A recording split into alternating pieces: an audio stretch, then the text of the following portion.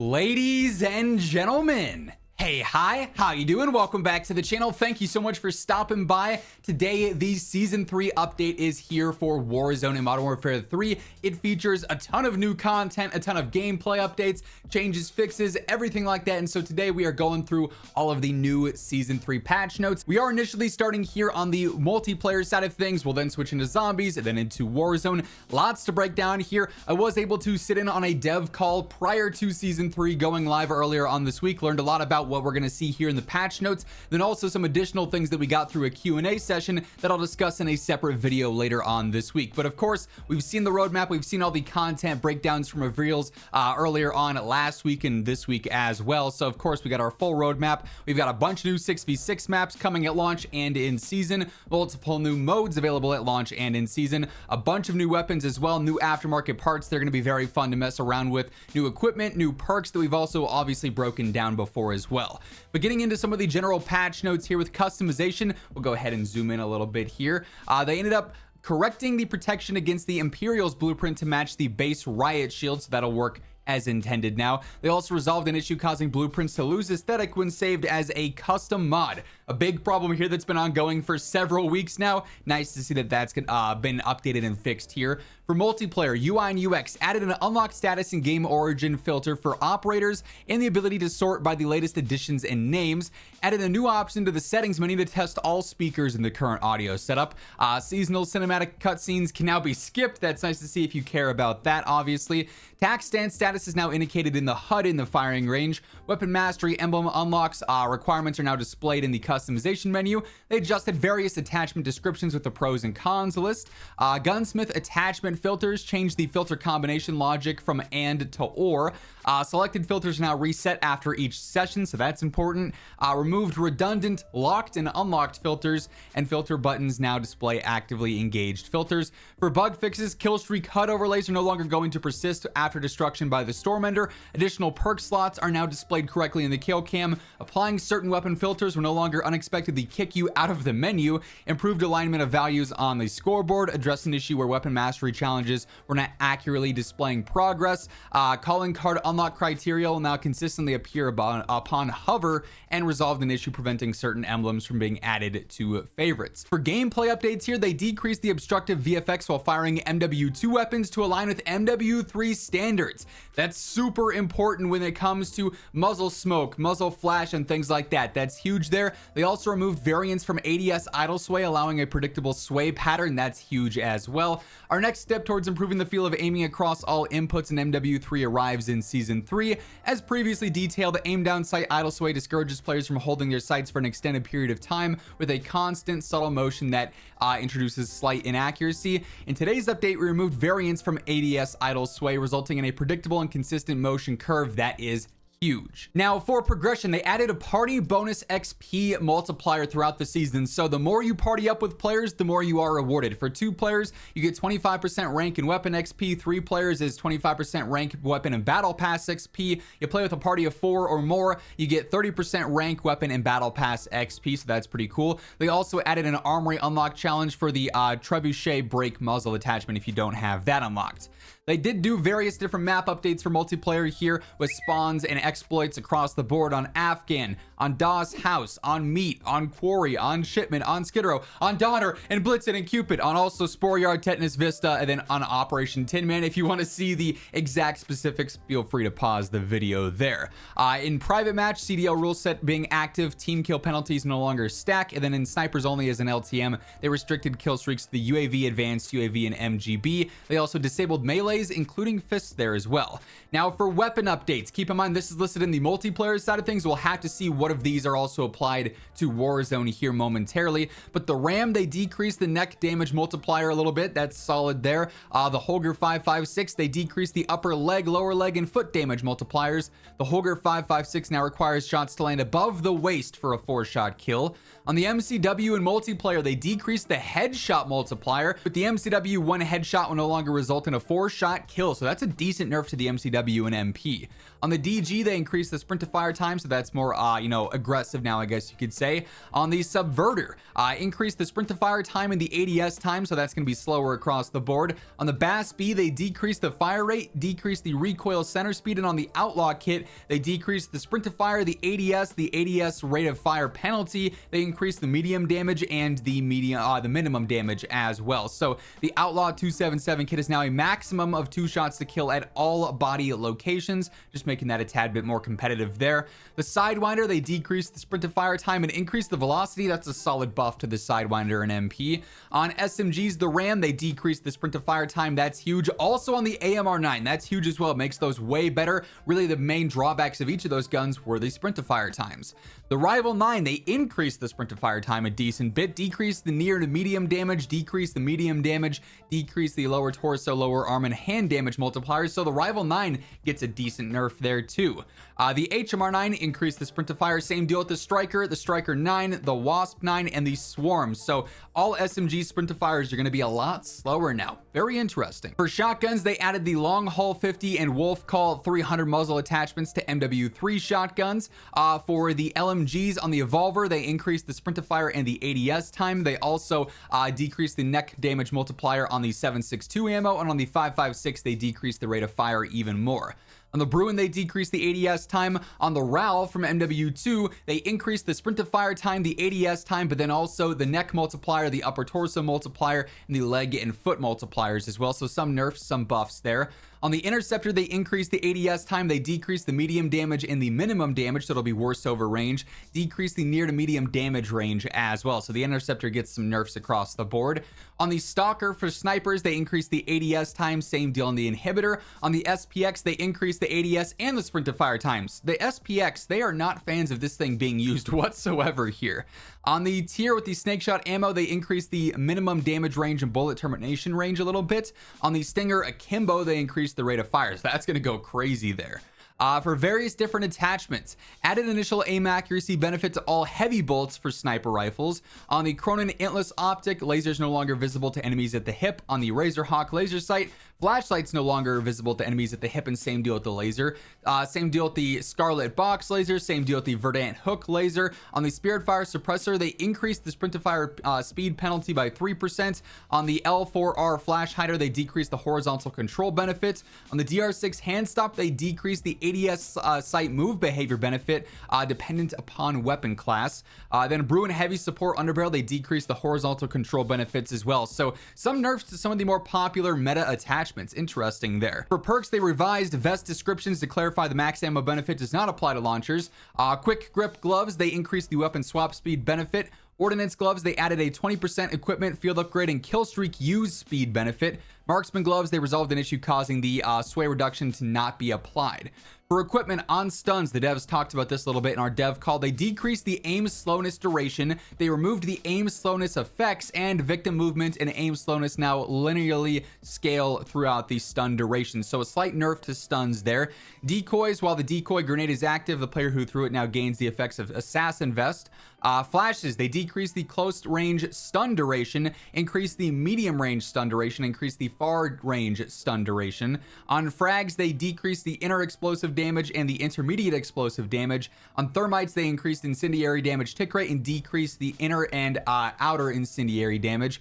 All changes considered, the incendiary damage output of thermite is increased by 33%. On the thermobaric, they increased the explosive damage radius, the inner explosive damage, the intermediate explosive damage, and the fire rate damage tick. On the drill charge, they decreased the surface burrowing time. On C4, the detonation can no longer occur until stuck to a surface for 500 milliseconds, and they increased the throw velocity as well. Interesting change to the C4. Breacher drone increased the drone health and increased the drone velocity as well. For field upgrades, heartbeat sensor addressed an issue causing battery life to be reset. Recon drone resolved an issue preventing a warning message when flying out of bounds. They also adjusted some of the kill streaks here, some issues with the SAE, the Wilson, and then also the Swarm. They ended up nerfing that a little bit, but also buffing the velocity and whatnot as well, and the attack drone radius at the same time. So Swarm balance adjustments went live in update prior to season 3. They're just reiterating it there. MW3 ranked play, it's going to be a pretty standard seasonal reset. Same deal with Warzone when we get to that. The new weapons are restricted here. The skill setback has happened just like any other seasonal reset. Then they go through and list all the basic ranked stuff per usual. Now the zombies updates here. Gameplay with Perca-Cola's Ether Shroud addressed an issue that allowed Ether Shroud visual effects to remain on an operator in third person for longer than intended. And then acquisitions remove the ability to apply ether tools to vehicle turrets. With weapons, the VR11, they addressed an issue that prevented it from transforming warlord bodyguards into zombies. On the Jack Purifier, decreased the amount of damage that the Purifier does to elite and boss enemy types. It was just too good against those basically. Prestige challenges, unlock a new prestige calling card challenge at each level of prestige reached. UI and UX addressed an issue where the containment level would overlap the amount of customization options, added various crashing and stability fixes. I will say the devs did mention that they wanted to go through and update the stash, so maybe that's going to be coming later on in the season, since it's obviously not mentioned in the patch notes here. Then we get into the Warzone patch notes here. A quick reminder as we're going through these, if you are new to the channel or if you simply have not subscribed yet, every single day I got you covered with all things you need to know about Call of Duty, so feel free to hit that subscribe button. And if you enjoy this video, do me a favor, drop a like on it. It is always really appreciated and it does really help the channel grow. So of course we have our new battle pass. This is also applied to multiplayer and zombies as well. Rebirth Island is back. I cannot wait to drop in with this. We've got various different updated POIs and returning POIs as well. The infill strikes are going to be coming in season. The dev said for the first 2 weeks we're not going to see these happen at all. It's just going to be standard Rebirth gameplay. There's going to be a new mode with Warzone Boot Camp. It's got 20 real players and 24 bots that you can jump into with quads just to test things out and mess around there. Rebirth Resurgence is obviously returning there. Our starting playlist update for this week is ranked play trios on Rebirth, so we know that that's changing over. Plunder quads on Urzikstan, all squad sizes for Battle Royale on Urzikstan, and then all squad sizes for Resurgence with just Rebirth Island. That'll be going till April 10th there. General gameplay updates, the squad play bonus. The system rewards players with additional player weapon and battle pass experience for playing consecutive matches with squad mates, so similar to multiplayer there. Here's a breakdown of the bonus progression for consecutive matches. First is 1,000 seconds, 1,500, third is 3,000, fourth is 5,000. We've increased the amount of time players are on screen to improve the overall flow and better showcase player operators with the cinematics there. Pick 5 challenges. You can now assign certain challenges to see in game, just like in multiplayer there, if you're trying to track specific things. So that's a cool QOL update there. Buy station shuffle, we adjusted the buy station locations across the board on all maps and all modes. Squad assemble, on infill squads that touch the ground within close proximity of one another will be rewarded with additional experience, cash, and an advanced supply UAV. However, that's disabled in ranked, lockdown, and a plunder. Climb and punishment, this is a new gulag event where if you want to try and escape with your enemy, you guys can work together and both go up and exit that, or you can fight each other like normal. It's up to what you want to do in game. The biometric scanner is going to be available on Rebirth Island. You'll get a key card when you take out players. You can go to a biometric scanner and scan this. Depending on the rarity of your key card, you're going to get various different rewards, ranging from things like ammo and cash, all the way up to a classified weapon which has more than 5 attachments on it, and even free items at a buy station, like maybe a loadout drop. So they will actually be worth, utilizing in your gameplay where you see fit. Smart displays are going to be on Rebirth. It'll tell you which POI has the most players at it, what the weather is going to be like in the future as well, stuff like that. Spy drones are going to be a new contract where you go through and eliminate different swarm drones, and as you shoot them down, you'll get new rewards. Other players, though, can steal those, so keep that in mind. Rebirth is going to have staged weapons where certain points on the map will have certain weapon spawns. There's a 60% chance, but if you land at a tower, you might end up finding a sniper. If you land at decon, you might end up finding this weapon, so that's pretty cool as well. Squad Rage is a new field upgrade. It's Battle Rage, but applied to anyone in a nearby radius to you on your squad. There's also the Resurgence Champions quest. It is really cool because it's like the normal Champions quest with the nuke challenge, but there's a countdown timer that is applied when you're getting your elements, where if you do your basic things, get kills, open chests, so on and so forth. That's what decreases that timer so you can get it done quicker. Ground loot. Molotovs, thermites, and EMD grenades have been removed from the ground loot. We're taking this opportunity to refine the loot experience and ensure that each item has a unique role to play. Those removed from the loot will still be accessible in the loadout, and we plan to take a further pass at that in the future. Supply UAV, you'll actually see the highlights of these now in the world as well, so it'll be on your minimap, but then also in the world too, so that's pretty cool. With Urzikstan, they balanced the heavy chopper, thank goodness.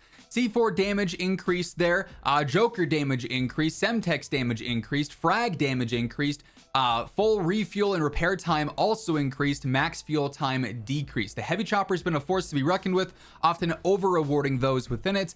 With the above changes, the pilot now needs more regular and longer refuel sessions. We've also rewarded expert use of the C4 and Joker against the vehicle too.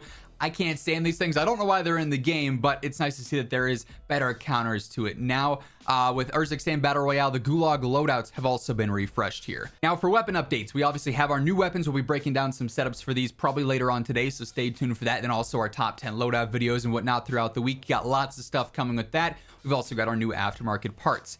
General adjustments, they once again decreased the obstructive VFX when firing MW2 weapons to align with MW3 standards, removed variance from ADS idle sway, just like over in multiplayer, bringing the MW2 and MW3 weapons closer together and balancing those out a little bit more. That is very, very important there. Now, weapon adjustments, interesting little screen they've got going on here. For rifles, the RAM, the max damage was decreased. That's the close range RAM damage down a decent amount. That's probably enough to knock this down. Near to mid damage was also decreased. The max damage range was decreased only a little bit. The head multiplier was decreased, and the neck modifier or multiplier was decreased. So that's strong nerfs to the RAM across the board. The DG sprint to fire was increased there, so that'll be a little bit slower, unfortunately. On the Lockman 5.56, they actually buffed its close range damage, its near to mid damage, its neck multiplier, its upper torso multiplier, and its arm and hand multiplier. So Lockman 5.56 TTK might be looking a little bit better in the close and mid range now. The M13C max damage range was buffed. FR Advancer, arm and hand modifier multipliers were buffed as well, so that's solid. Then on the Razorback, max damage buffed, arm and hand multipliers buffed as well. For battle rifles, the BAS-B, they decreased the rate of fire and the recoil center speed. Also on the Outlaw kit, same changes that we saw over in multiplayer basically. Max damage though was nerfed here. Near to mid damage range was decreased. Head modifier was decreased. Upper torso modifiers were nerfed, but they did end up decreasing the sprint to fire, the ADS time, and then also the ADS rate of fire penalty as well. So some buffs, some nerfs to that. The MTZ 7.62, the max damage was nerfed and the near to mid damage was also nerfed, so the MTZ gets even weaker in the close and mid range. The Subverter, its close range damage was nerfed, its near to mid range was actually nerfed as well. They increased the sprint to fire and the ADS time, so some nerfs to the Subverter across the board. The Sidewinder, they made more aggressive, and then they also gave the better velocity there by speeding up the sprint to fire and increasing that velo. On the SMGs, the Ram 9 max damage was nerfed a little bit there, so that TTK in the close range going to be worse, but they did make the sprint to fire a little bit faster. The AMR 9 max damage nerfed a decent amount. Minimum damage also decreased there, so AMR 9 close range and long range has been nerfed. Its near to mid damage was also nerfed. Max damage range was decreased a decent amount there. Near to mid damage range was decreased. Sprint to fire decreased though, so that's the only real positive takeaway there. The AMR 9 is going to be decently weaker now with Season 3. Rival 9, they increased the sprint to fire time, same deal on the HMR and on the Striker 9, but they also buffed the max damage range there a little bit. They also increased the sprint to fire time on the Wasp 9 and the Swarm. On the MX9, the near to mid damage was buffed and its max damage range was buffed as well. On the Lockman Sub, its max damage was buffed a little bit and its range was as well. And then on the BAS-P, its max damage was also buffed a little bit. So some interesting changes to the SMG category. I think the HMR 9 is still probably going to be one of the more desirable ones now, especially with the damage nerfs to the Ram 9 and the AMR 9. Getting into the LMGs, the Bruin minimum damage was actually nerfed here a little bit, so its long range TTK will be worse. The ADS time is better though. The Eradicator's max damage, its close damage range, TTK was buffed there. With the Evolver increase, the sprint to fire and the ADS time, the 5.56 ammo also has a worse fire rate now, so nerfs across the board there. The Rap H, the neck and upper torso modifiers and the hand and arm modifiers were increased, We just talked about the wrap the other day. This is now even better, so that's solid there. The HCR max damage was buffed. The arm and hand multipliers are buffed. Same deal with the leg multipliers, so that's better now. Then the RAL, the Sprintifier, and the ADS are slower. That's kind of a tough nerf for the RAL. With the Tempest Torrent, the max damage was nerfed for the close range, so that's not even going to be like a sort of niche option for a close range potential meta there. With snipers, the Stalker, they actually slowed down the ADS time. That sucks. Same deal with the Inhibitor, and they also killed the SPX, which is completely irrelevant even more. I don't know why they're bullying the SPX like this. With pistols, the max range on the Renetti was actually buffed, and then on the Stinger, the Akimbo fire rate was buffed as well. With various different attachments here, similar to what we saw over in multiplayer, added initial aim accuracy benefits to all heavy bolts for snipers. The endless optic laser is no longer visible at the hip. Same deal with the Razor Hawk laser, Scarlet Box, Verdant Hook. Spirit Fire Suppressor also saw the sprint to fire speed penalty increased a little bit, so it'll be a tad bit slower there. Not a huge deal if you're using those for mid to long range. L4 muzzle hider decreased the horizontal control benefit. DR6 hand stop decreased the strafe benefit. Bruin heavy support decreased the horizontal control benefit as well. With various different adjustments to loadouts here, the Semtex damage radius was actually decreased. The outer damage was increased, though. EOD will now prevent the victim from going down when stuck to a Semtex. That's a pretty huge change there, makes EOD a lot more valuable. The Breacher drone damage radius increased, outer damage decreased, inner damage decreased, drone velocity increased as well, so some buffs and nerfs there. Claymore outer and inner damage increased. Molotov phase 1, phase 2, and phase 3 burn damage was all increased across the board, so that'll be stronger if you are burning now.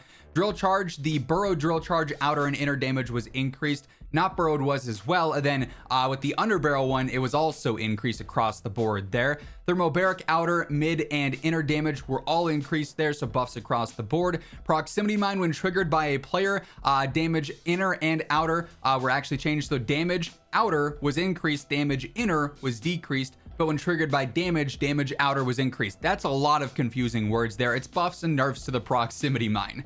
C4 radius was increased, the detonation delay was decreased, the inner and outer damage were both increased, and the velocity was increased as well. Nothing will ever meet the OG C4 back in Warzone 1 where you could chuck it across rooftops, but it's a decent buff to the C4 there.